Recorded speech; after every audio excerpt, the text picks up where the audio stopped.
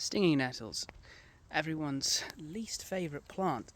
At least that's what you're taught as a kid, to avoid them. But what if I told you that they're one of the most nutritious things available to you at any given time?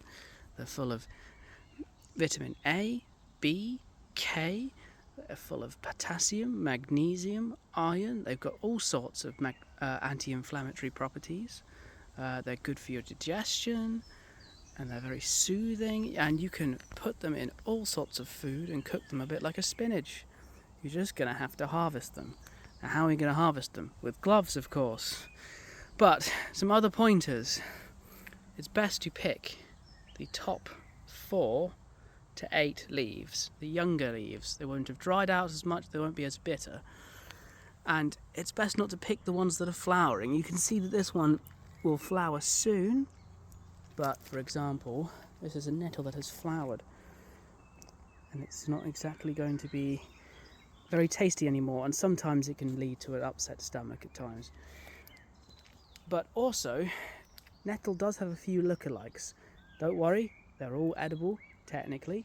However, it's quite hard to tell the difference sometimes, but I'll help you spot them. Nettle always flowers like this. Stinging nettle, that is. However, here's an example of dead nettle.